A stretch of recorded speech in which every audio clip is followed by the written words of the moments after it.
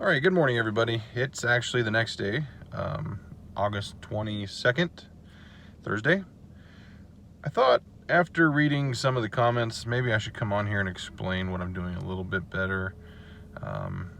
So I get a few different types of comments. Last night I got a bunch of different comments I deleted. So if you go and see your comments gone, what you said was pretty much stupid and you're a jerk, which is another nice way of saying something else. I do appreciate the comments though that are I'm okay with people criticizing as long as it's a type of criticism that's healthy. So yeah, I was just a couple people, not a big deal.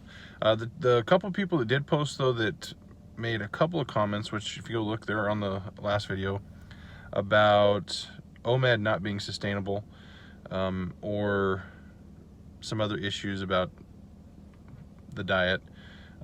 They weren't bad comments, they're just not exactly accurate, or I just don't necessarily agree with their comment. But that's okay. That's why we have this place where we can post videos and talk about things. So the one issue that was brought up was by a couple people was that OMAD or 1 meal a day is not sustainable. Well, that's fair. I can agree with that to some extent because not a single diet exists that is sustainable for everybody. I can't think of a single diet I've been successful at sustaining technically because I'm at the point of where I'm at. And I don't think that's really, I do say that is partially the diet's fault, but a lot of that falls back on the shoulders of the dieter or the person who's dieting. I think most of that is actually, and I'm not editing, so you have to deal with this. I think a lot of that is the psychological issues that a person has, or really deep ingrained habits that are hard to break. So let me explain real quick what happened with me. I'm not going to get into details, but I was doing great, and I got into a couple of situations in my family with some relationships and just some different issues. It put a really huge strain on me emotionally, and that's one of the things that I don't want to call it a trigger point. I know a lot of people refer to these as trigger points, but it's just something that I've always found some comfort with food. I associate being secure and happier with eating. So I fell off the wagon pretty hard. I was down on myself. I had some depression issues, a lot of anxiety issues. But that's what happened, and that was probably almost 2 years ago now that I started that downward spiral, year and a half. So I've been clawing my way back out. So let's talk about where I'm at now and how I feel and stuff. So I feel really good as far as about myself and my family and my work and the friend I have. So that's kind of a joke, but no one will get it. I think I'm at a place where mentally I'm ready to do a modification in my diet where I can start to lose some weight. I'm not saying that OMAD is going to be sustainable for me for the rest of my life. I don't think anybody probably rarely sustains anything for the rest of their life. But hopefully it will get me down to a healthier weight, and I will be capable mentally of making decisions at that time to start looking at more sustainable options of just a simpler, healthier, normal eating regimen with exercise. Today that won't work for me. The reason that won't work for me is one of the motivators, probably my biggest motivator, is the the speed at which I can see a difference in the changes that are happening. And I pay close attention to that, so I know if there's unhealthy changes. I can recognize that. We all probably can recognize that if we're really looking.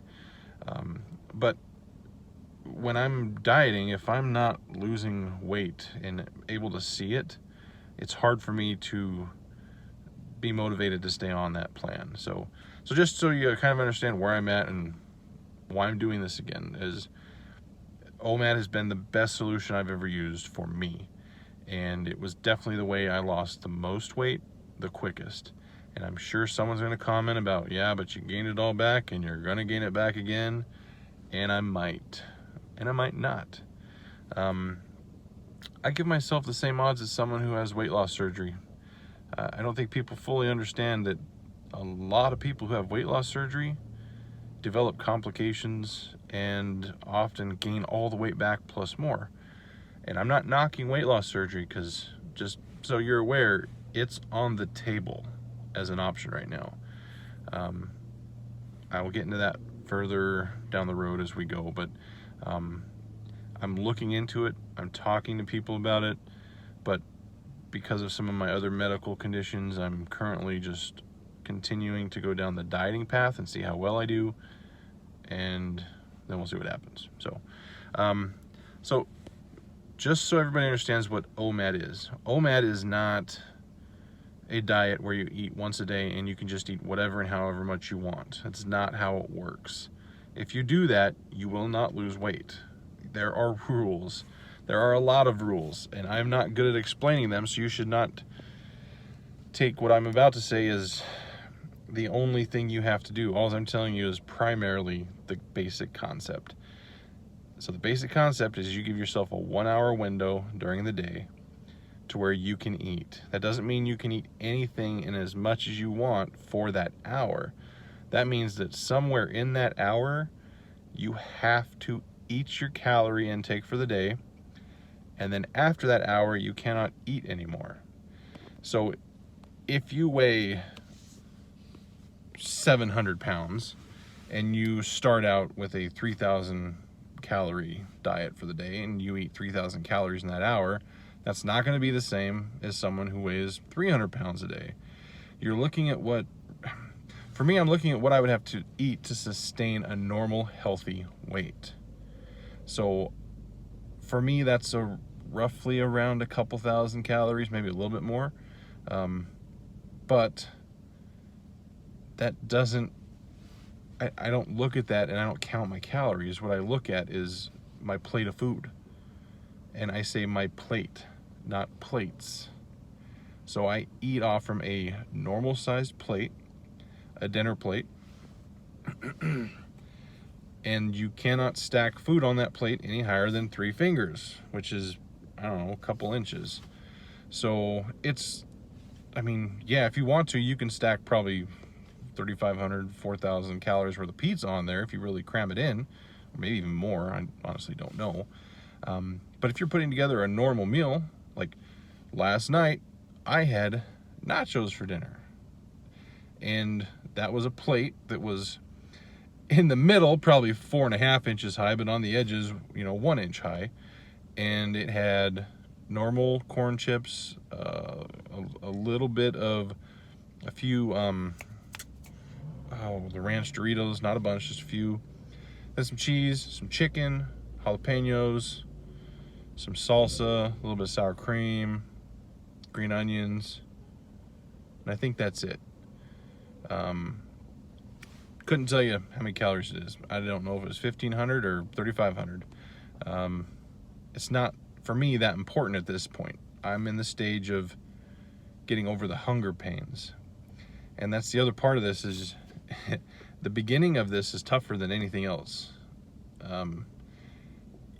You just have to learn to accept the fact that it is okay to feel hungry. Hungry does not always mean you have to eat. Hungry just means, well, it can mean a couple of things, but for me, my hunger is in my stomach. And it just means my stomach is empty. It doesn't mean that I need food for sustenance or to sustain my ability to function. It just means I don't have food in my stomach. And it's so not used to that because of how much and how often I would eat, that it always had food in it. It was always going through the digestive process. I always was drinking soda. I always had sugars in my system. So it's my stomach being empty, and then it's my brain sending signals saying, hey, you haven't eaten. And you always eat at this time, this time, and this time. So you're getting past the psychological part of your brain saying, hey, you probably should eat because you're used to eating all this crap.